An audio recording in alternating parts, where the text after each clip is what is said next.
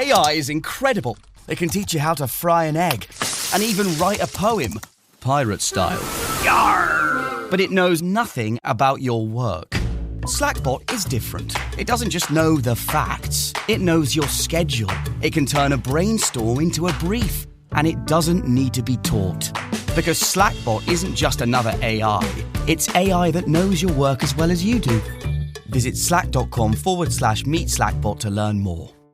It's the final chapter of the college football playoff. It comes down to this. Miami's unmatched grit and tenacity through the postseason has led them home. The national title now within reach. They are confident. They are battle-tested. Undefeated Indiana, led by Chris Signetti and Heisman winner Fernando Mendoza, have the chance to take home their first title and claim college football immortality. The most remarkable turnaround in the history of college football. The College Football Playoff National Championship presented by AT&T. Monday at 7:30 p.m. Eastern on ESPN and the ESPN app.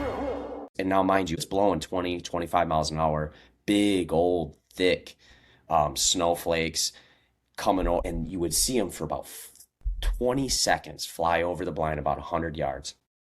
And we would just start hammering on them, and they would disappear. And we just kept calling for like a minute, 2 minutes straight. And then 150 yards, 200 yards in front of us, you would see them all bowed up, come back and flying into the wind, coming at us.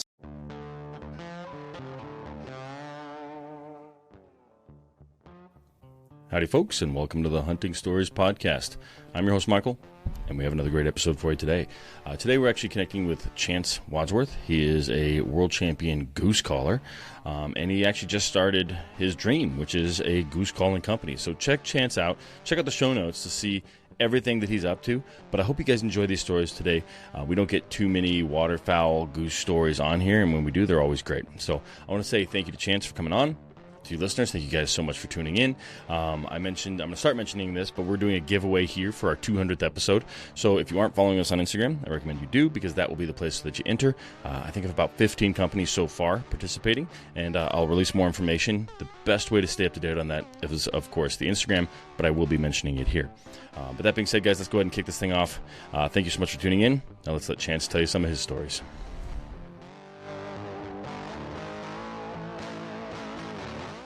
All right, Chance, welcome to the Hunting Stories Podcast, brother. How are you, man? I'm terrific. How are you? I am doing well, man. I'm doing well. I'm super excited to be chatting with you today. Dude, you got a unique skill set here. I don't know if we've had a champion goose caller on before, man. So I'm excited to connect with you, hear some of your hunting stories. But let's do this. Why don't you introduce yourself? Because I'm sure you will do a better job than I will. And you can tell the people who they're going to be hearing some hunting stories from today. My name's Chance Wadsworth, as you previously mentioned. I'm just a small town Wisconsin kid. I grew up hunting and fishing. I was fortunate. My dad, since I was like 4 or 5, has taken me trapping, frog gigging, turtle trapping, hunting, fishing, doesn't matter.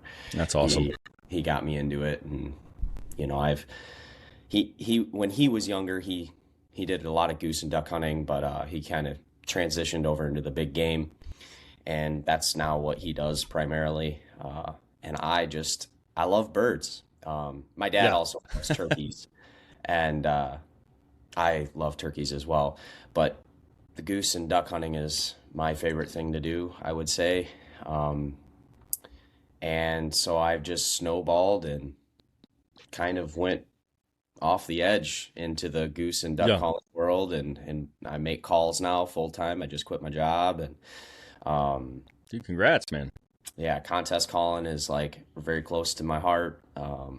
It's how I can do waterfowl calling all year round, because there's contests throughout the summer and a little bit here and there in the winter and in the spring and even in the fall. So it's how I can do waterfowl all year round, is contest calling. And I just love it all. From Ellsworth, Wisconsin, live currently in Prescott, Wisconsin. Just love hunting. There we go, man. Cool. Well, how long have you been making calls? So we're about a little over a year now. We designed the calls. Okay. We designed the calls for 2 years prior before releasing them to the public. My buddy Tim Steele and I Yeah, we made about 1,088 different goose calls to come to the Oh, Mark.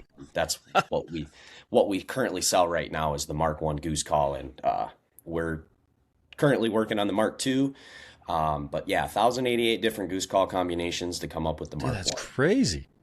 So you went through 1,000 iterations of a goose call before you're like, okay, we can go to market with this 1,088 to be specific. But that's awesome, man. So what was it that you were like? Was it you just didn't have a call out there that like you felt was good enough for what you were trying to do? You just couldn't quite hit the notes you were trying to hit. Like, what was it that you were like, we need to make our own? I've always dreamt of, you know, making goose calls, and then Mhm. buddy Tim Steele and I were like, well, can we make something better than what we've tried? Because there's a few different brands that are very quality brands, you know, good brands, but we wanted to Yeah. see if we could make something even better for us. And people are taking a really good liking to them. And you know, I graduated and got my from college and got my chemistry degree, so I'm a very analytical person. Um, Got it. and I so that's started in chemistry in college and nice. at the University of Colorado. But it's funny, man. They graded on a curve. And so, like, I think I got a 60% in that class, which put me in the top, like, 3%, and I got an A. And I'm like, I didn't learn anything. I got a 60% on my final. Like, I am not cut out for this. So I left. Even though I got an A in the class, that curve, I was like, this is stupid. They're just trying to get rid of people. Like, it was just the craziest class. So not for me, but, man, that's cool. But let me ask you this. God, sorry, let me back up. I apologize, Chance. I cut you off. You keep going with where you were on that. I just got excited there for a second. No, it's all good. But yeah, Yeah. we just wanted to see if we could do something crazy, and it's been an absolute joy. Like just trying stuff and failing. Oh, we fail so much, but it's like, well, we know Yeah. we can't do that now. And Yeah. I remember the first time Tim and I molded guts, and we were like kids in Christmas. Like it came out just immaculate, perfect.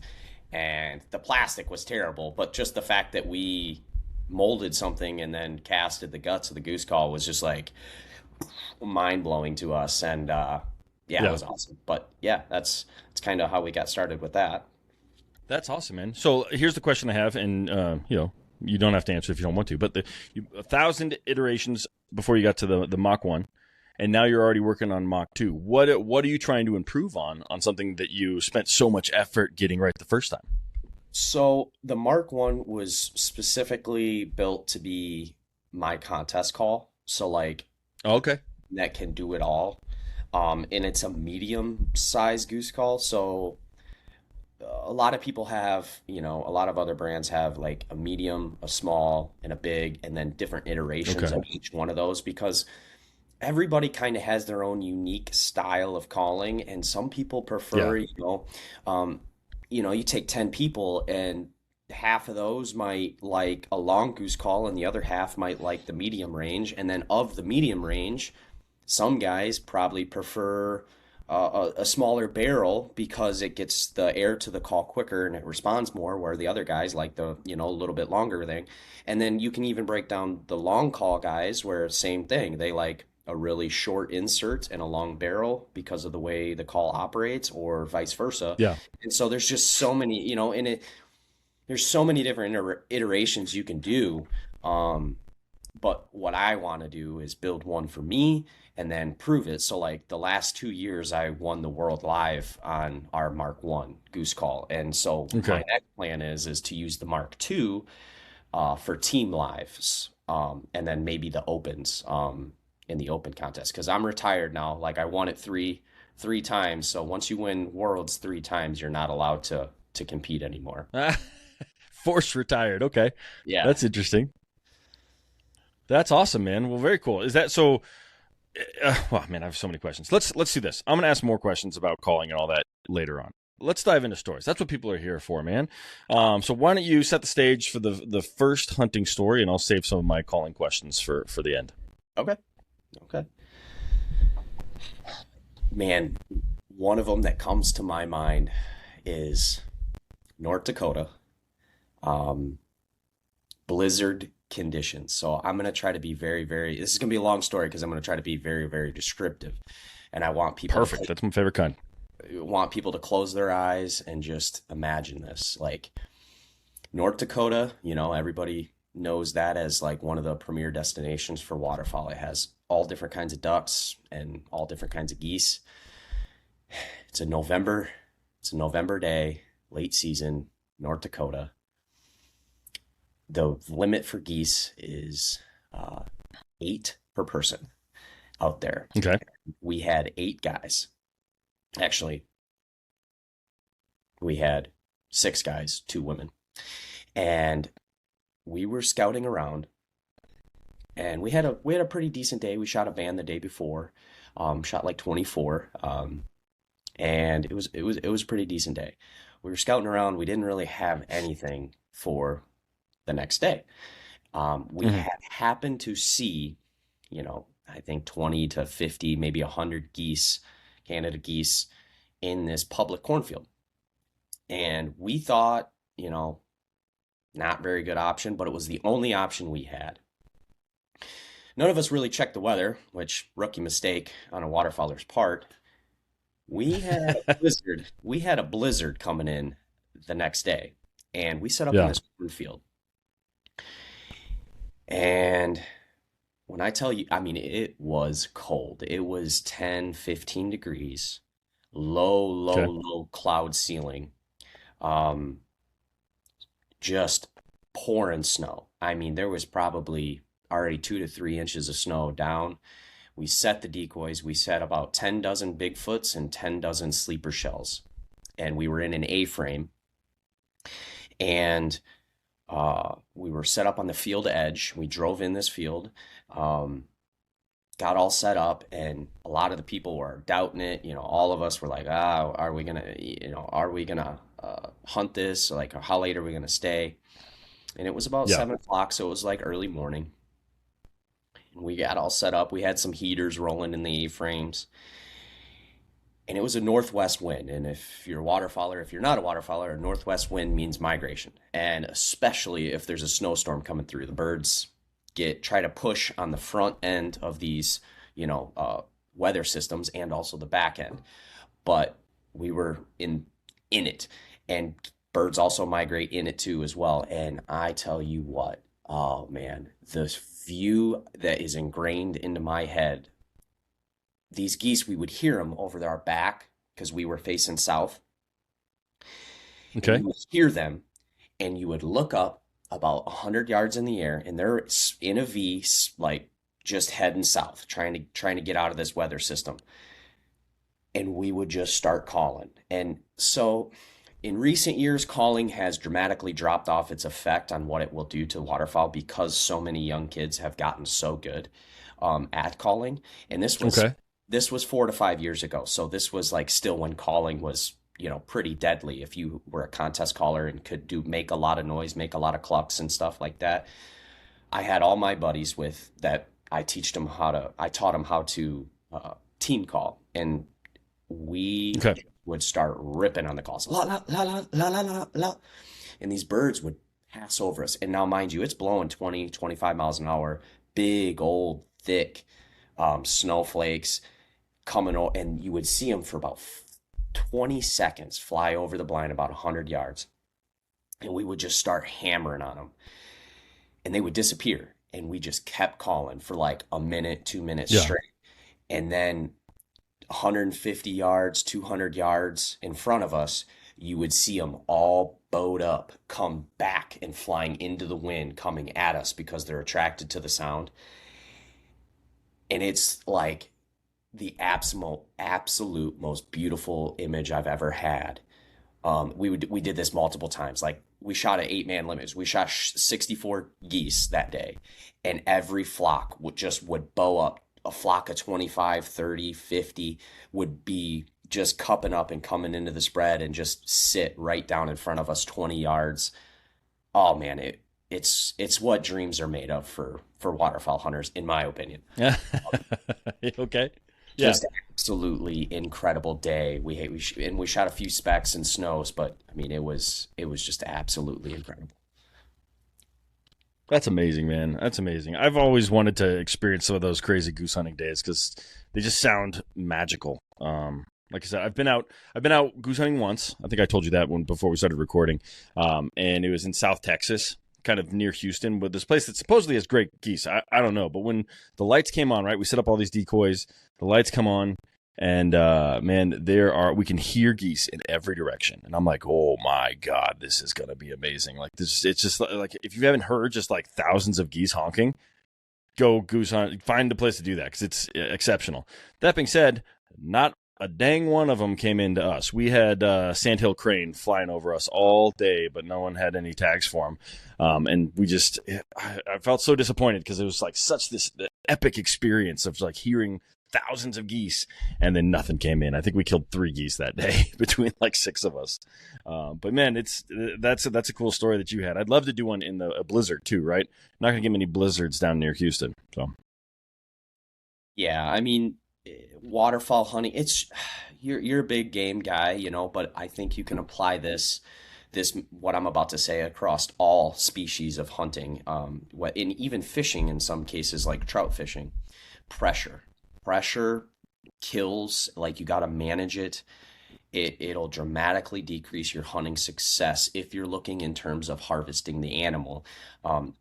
Nowadays, I don't really look at harvesting the animal as success. What I look at is who I'm spending the time with, being thankful for it, stuff like that. But if you're looking in terms of the success of harvesting an animal, pressure is something that we need to learn how to regulate. And I know when you're younger, I'm going to raise my hand. I was there.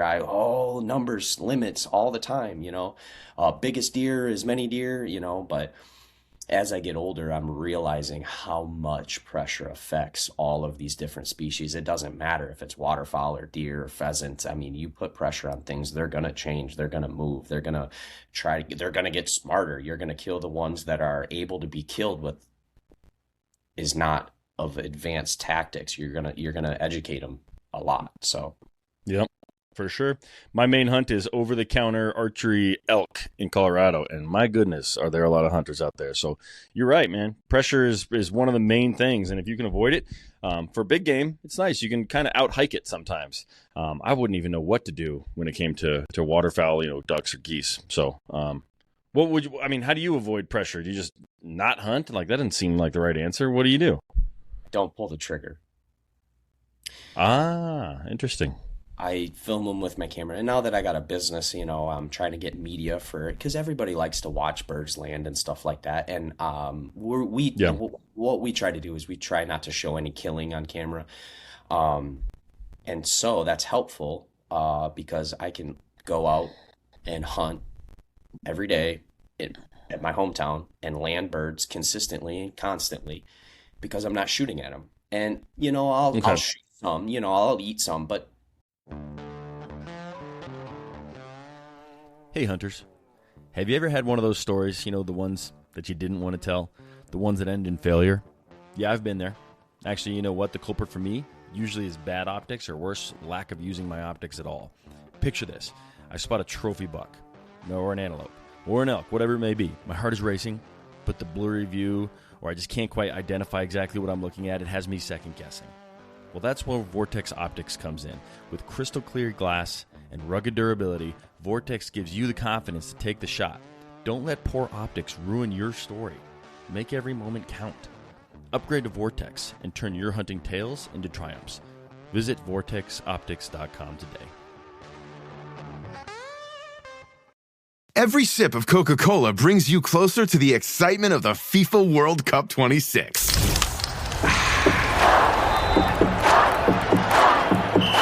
Because nothing compares to the joy. So grab a Coke and drink in the FIFA World Cup 26. No purchase necessary. 13 plus in 50 U.S. states and D.C. with a web-enabled device. Ends March 1st with 8 entry periods. Rules at cokeurl.com/soccer rules. The world moves fast. Your workday, even faster. Pitching products, drafting reports, analyzing data. Microsoft 365 Copilot is your AI assistant for work. Built into Word, Excel, PowerPoint, and other Microsoft 365 apps you use. Helping you quickly write, analyze, create, and summarize. So you can cut through clutter and clear a path to your best work. Learn more at Microsoft.com/M365 Copilot. You have to ask yourself, it's like, we can just stroll right on down to the Walmart or Shopko, whatever you got in your town, and buy groceries, right? So, some people do choose to live their life where they're gonna shoot as many animals as they can, and that's how they're gonna eat, and that's fantastic. That's okay if you're doing that. But to shoot animals, in my opinion, because you want to show off how good you are, I don't think that's really the ticket. And so by not shooting, I educate less birds and I can land them more often. That's just what I've been noticing here at home. Okay. Interesting. And so you don't think it educates them in any way when you don't shoot? It's when you pair the calling and the shooting that educates the birds and makes calling more difficult. But just calling them and having them land and chill out on the ground is not affecting the birds, you don't think? Nope, because I guided. So I took a stint off of work. This was just this previous waterfowl season. I took 7 days off. And the first 3 days, I landed birds, and landed birds, 300, 350 each day in the same blind, same field. And just traffic hunting. Traffic is just birds flying over, getting them to land in the spread, where an X hunt is like you scouted them, you find out where they're feeding, you go set up. So traffic hunting, right? The next 4 days, I hunted the same field and I guided. And then I took client, and they shot at a lot of birds. And we shot at a lot of different flocks because it took a lot of shooting to get the amount of birds for a limit. And we limited it out each day, but by the end of it, you could tell those birds knew what was up. So they weren't migrating through and new birds coming through. Those are birds that are kind of just roaming around and be like, I ain't going near there again. Got it. 110%. You learn something every day. Like I said, I'm not a waterfowl hunter, so it's super interesting because I always just assumed all of the birds were always migrating. So I had no idea that some of them were residents. Well, so some will be residents and some will stick it out. As long as there's a few, there's a few that'll stay around all year round. As long as they have open water, they will stay. Now, what I'm kind of talking about is we'll load up with fresh waterfowl from up north.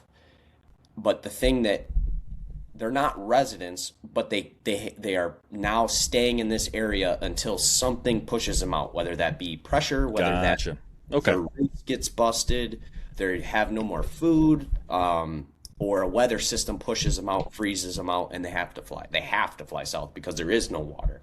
So that's kind of what happens around the country is geese migrate when they have to. Got it. Okay. Awesome, man. I did not know that. Well, thanks for sharing, man. Cool. Well, let's go to the next story, brother. What do you got for us? More birds, or do you want to talk big game, or what do you got?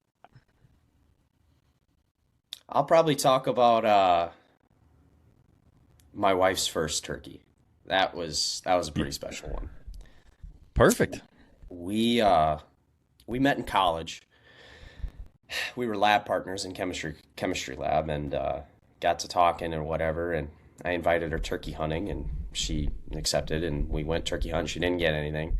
Had invited her on a trip, and I don't know why she said yes, but she said yes, and we didn't get anything there. So it took a year and a half to get her a bird. And she kept coming with you. yeah. So all right. Her dad had said that there's a big old Tom strutting behind her house, and he lives in a housing development, kind of a suburb. And there's this farm that butted up next to his property. And so I went over there and asked the farmer. I was like 40 acres or something like that. I was like, hey, would you mind if we turkey hunted your land? And he's like, yeah, go. My wife is lived here, and whatnot. And he's like, yeah, absolutely, go ahead. So one morning it was actually afternoon. We went to her dad's place, got all of her camo on, and went back, crossed the property line off the back of her dad's, and we were calling, and this guy has a 4-wheeler trail throughout all of his property, and it's pretty thick. If you're not on the 4-wheeler trail, it's thick. And we walking out, and it comes out into this meadow area, and I like stop, and I'm like, I put my hand back and I tell her to stop. She's walking about 10 yards behind me. And here's this Tom underneath of this, I think it's a crab apple tree. I don't know, but he's scratching on the ground, right? And he's just picking and whatever. I'm like, oh. And I know it's a Tom because I can see he's about 150 yards away. I can see his rope hanging. And I'm like, oh, snap. So I stop, tell her to stop. And I just slowly back up around the bend of the corner of the ATV trail. And we set our hen, we walked back about 25, 30 yards. And we got into the thick of the woods right off the side of the four-wheeler trail. And there's this hump in the four-wheeler trail in front of us about 40 yards. I set the decoy about 5 yards right in front of us on the four-wheeler trail. We're sitting together. And I think, I called a couple times, and here we see this hen. And she pops her head up over that berm that's about 40 yards in front of us. And she's like yapping a little bit. She comes over the berm, and I was like, "Oh no!" Because I didn't see that bird, and so I knew that he was with her. And she come walking, and she was 5, maybe 10 yards away from the decoy when here comes old Tom. And I said, "Get ready, Emmy. He's right there." And he stood up on top of the berm. Just looking, he was staying back behind her because she was figuring out what was going on. And that hen was, 5 yards from us, pecking the decoy, all kinds of stuff. But then she... That's awesome. Yeah, she saw us, got nervous, and started like putting and running away. And that Tom stuck his head up. And my wife, Emmy, she rolled that bird. And at first I thought she missed because bird... jumped straight up in the air, and I was like, "Oh no, it's got away." But he jumped straight up in the air and then just fell over on his back and started flopping. And man, that was the first time I ever got someone else a bird. And man, that was just a special moment. Like, I was so full of excitement. It was just incredible. And then I realized, like, it's fun shooting them, but it's even fun, like, getting someone else their first bird or like taking someone new. Like, it was just incredible. We ran up to it and, got it and walked back, and her grandparents and her dad were all back at the house having a cookout, and we got to bring it back and show them all and stuff like that. It was a pretty special day. Like, that was probably one of the coolest turkey hunts I've got to be on. That's awesome, man. Yeah, a lot of guys say, like, especially some of the bigger hunters, they're like, that's sometimes specialer to take people like Cam Haynes. He's like, I love taking people out now, but he also kills 5 animals a year, 5 elk a year or whatever. Here's a question I have for you. Did she come from a hunting family? Or when you asked her to go hunting, was she like, I've never done that before, but this Chance fella, man, is he cute? She played hard to get for a while. She turned me down a few times. So her dad has a part ownership in like a hunting lodge up north in northern Wisconsin. Okay. That was just for deer hunting, and they would pretty much only go out for opening season or opening day and a week of deer hunting. That was it. Okay. She never turkey hunted, waterfowl hunted, fly fish. She never did anything else other than that. Her dad likes to shoot guns and stuff like that, so she would shoot pistol and stuff like that. And that's kind of how I got to know that she was like okay with guns and like liked hunting a little bit. She did it. She would sit out all day up north with her dad. Not with her dad, she'd be by herself, but all day. She'd pack a lunch, sit 12, 14 hours in a stand. I was like, dang, I don't know many men that would do that. Yeah. That's crazy. Cool, man. Well, there was obviously chemistry between the two of you. See what I did there? That was... all right. Cool, man. Well, that's a great story, and I love it, dude. Turkey hunting is so fun. I haven't killed a bird in a few years, but there was a while where I considered myself a pretty good turkey hunter. But they are fun critters to go after, man. They're just so stupid, but they outsmart you, and then you feel so stupid, and it's just so much fun.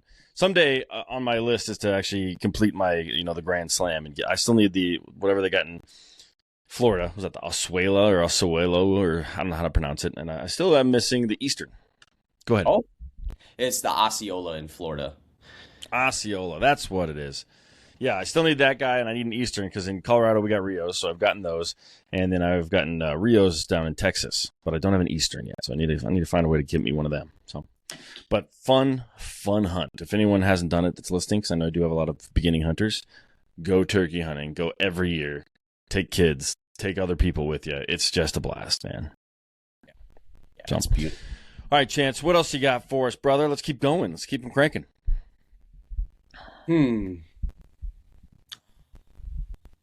What's another one?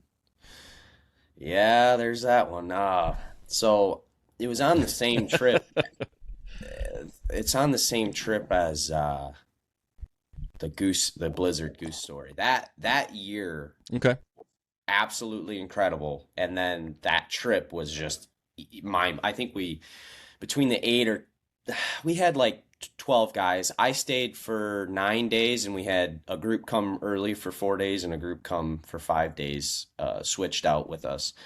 But we shot a lot of birds, and we also teamed up with an Alabama crew that we just kind of teamed up and hunted together and whatever, but we shot a lot of birds together that year. And that's cool. That's crazy. And so in North Dakota, you ran into a bunch of Alabama boys. That's a long trip for those fellas. Oh yeah. Something about the Southern guys, like they will do a lot for hunting. Like, yeah, they will go. Like Southern people, they know how to hunt. They are aggressive. Yeah, it's true.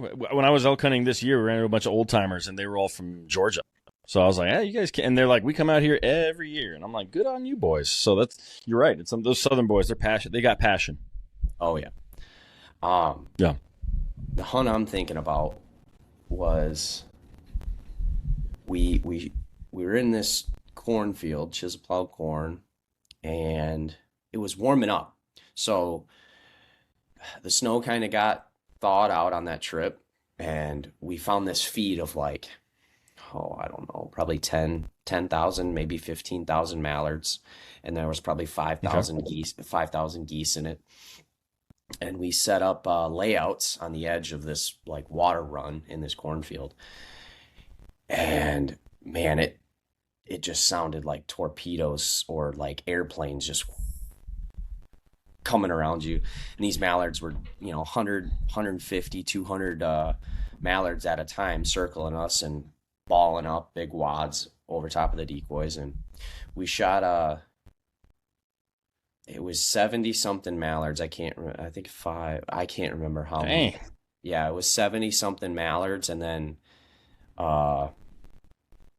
like 50 some geese. It was like 100. I know the total number because it was the most I've ever shot. It was 136 birds.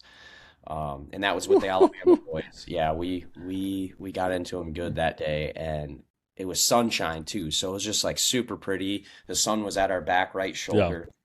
The birds, when they would come around and square up on the mojos, like you could just see the drakes. And we try to only shoot drakes just because, like during the springtime hatch and stuff like that. Yeah. And it was just beautiful. Like the drakes would just light up, and you just pick out your few drakes, and after I think the limit is 4 or 5 in North Dakota for mallards. Yeah, it was incredible.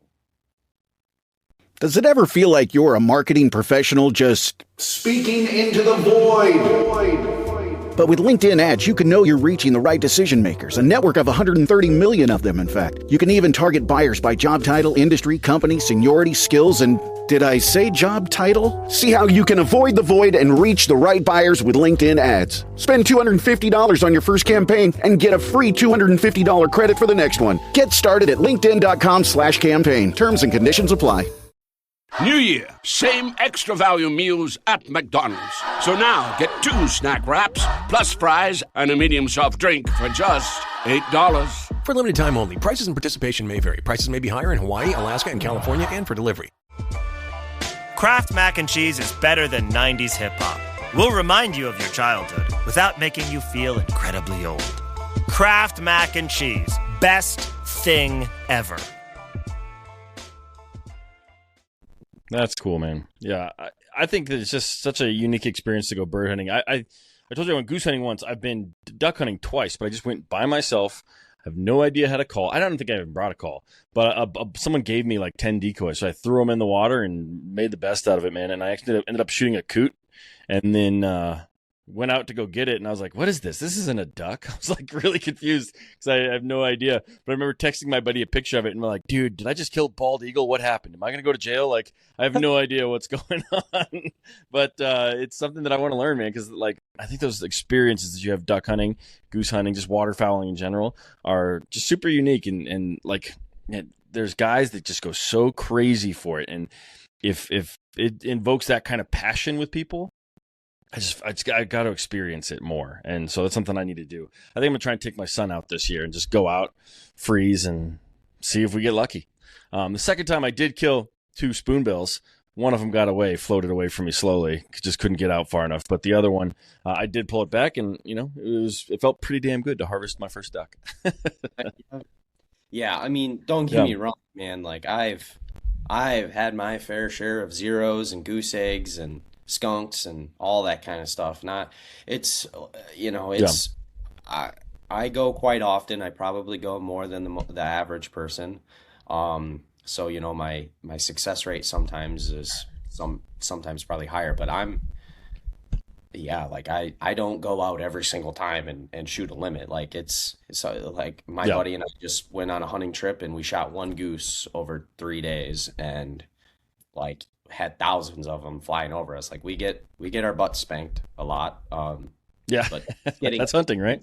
It's getting less and less, as we're learning, we're figuring out different situations, and that's what you should do. Like if you're passionate about something, you should, keep track of stuff. Like okay, so if it's sunny, if it's cloudy, if it's this, if it's that, and I highly recommend like keeping a journal, or at least, keeping it in your notes on your phone or something. Keep track of stuff and pattern. Dude, yeah. I love that. In fact, I actually just had someone on the podcast. I'll show it to you here. The Backcountry Pocket Journal. This guy makes these journals just to document your hunts. And so that's something that I plan on doing, is starting to go out there and just writing about each day whenever I can get out in the woods or, into the blind or whatever it might be, because I think that would be pretty cool to just have this wall of like little journals that have all the hunts I've ever been on. So I'm with you on that. You got more stories for us, or do you want to talk calling for a second? Because keep getting more and more calling questions that I want to ask. Oh shoot, yeah, I love your questions. So first thing, I know you said you got the Mark 1. Those are goose calls. Are you planning on making duck calls, or do you already have duck calls? We just haven't spoken about them yet. So yeah, I got designs for duck calls, but okay. I have a little. It's betting on myself, and it's a big ask, but anything is possible as long as you set your mind to it. I'm not gonna sell like calls production wise unless I have a world title in that species. So like I gotta win a world live duck or a world open duck or a team live duck or something, cut down something.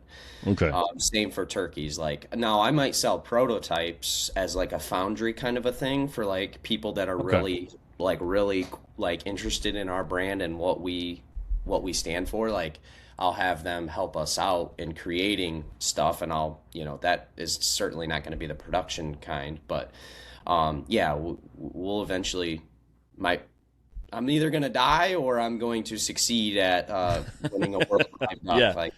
So we'll eventually have a duck. Cool, man. Very cool. Okay. From a caller's perspective, you obviously you understand how to do this. How would you suggest someone like myself? Like I don't have a mentor. I didn't duck hunt with my dad. Didn't goose hunt with an uncle. How do I learn to call? Like where would you put someone? Where would you start someone? So I actually am going to be creating YouTube videos, but what I would recommend is go on YouTube and just try to find how to duck call, how to goose call.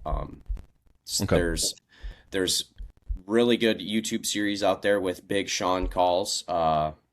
He's got one of the better instructionals. Scott Trinan has a DVD, Molt Gear calls. Like I have an instructional that teaches you how to do every single goose note. You get it when you purchase a call. You also get how to tune calls. So like I tune them for like the general public because like like I said earlier, everybody has a specific style and a specific way how they operate the call. And a call isn't truly tuned correctly for you until you learn how to tune your call yourself. But a guy could, like myself, get one pretty dead on right off the get-go for you. But when you combine learning the call and learning how to tune, that's when things like really open up for you, and like understanding how to call and becoming a better caller. So I have a tuning video in that, and then I also have sequence videos in there to create like 1, 2, and 3 note sequences. And then there's also a fourth video in there that when you purchase a call, talks about contest calling and how to create an open goose style routine. Okay, interesting, man. Cool. Here's the question that popped up. So big game, right? Elk calling and things like that. Like, a lot of people suggest you just dive into competitions because it puts the pressure on you to get the calls right the first time. Do you feel it's the same way with waterfowl calling, where like, hey, if you aren't quite getting it, man, put yourself in the hot seat and figure it out that way? Or does that not quite equate to waterfowl calling? Oh, absolutely, 110%. So like, I get a lot of people, there's a lot of people that support contest calling and a lot of people that don't. You just kind of have to be honest with yourself. Like, do I want to compete? If I don't, then don't. But if you do, it pushes yourself to become better, because no one wants to go and get their butt kicked in a contest. I got my butt kicked many of times and I hated every second of it. But it's what, it's what pushed me to become what I have become, is because I didn't want to lose. I'm very competitive. And if you're very competitive, you're going to excel at it. And, another thing too, a reason why I wanted a contest call was because it then unlocks tools for you to use in the field. Just like probably elk guys, becoming a better elk caller unlocks a certain set. Now, you don't want to, I'm sure with elk calling, you don't want to just blast them with calls all the time. The same thing in waterfowl. You don't. Just because you can doesn't mean you should, but it unlocks that extra tool that if you didn't have it, you wouldn't have been successful. So that's how I do it. It's like, I wanted the most tools in my pocket for hunting waterfowl that I possibly could have. And it's waterfowl season all year round. Like, who wouldn't want to hunt all year round? Like, it's not hunting, but it's like something to do with what I love to do all year round. So like, I'm about to go to Salt Lake City and do at the Big Game Expo. They have duck and goose calling contests. I'm about to be there. Then I'm going to go to Florida 2 weeks after that and do a duck calling contest down there. And so now, not only am I doing something I love, now I get to travel the country and see different parts of the country, meet new people. I love contest calling. Like, it is, and if you want to get into the industry, like a lot of these kids, and myself included when I was younger, like, how do I get into the industry? How do I get into the industry? When you're a contest caller, people take you a lot more seriously because you have shown that you can dedicate yourself to something and become advanced. And that is like a really good resume builder for, like, if you're trying to get in with a hunting company or a guide service company. It's like, you're showing that you can put yourself towards something and not stop until you succeed. So and that you got skills. It's nice to have skills. Right, exactly. Cool, man. Very cool.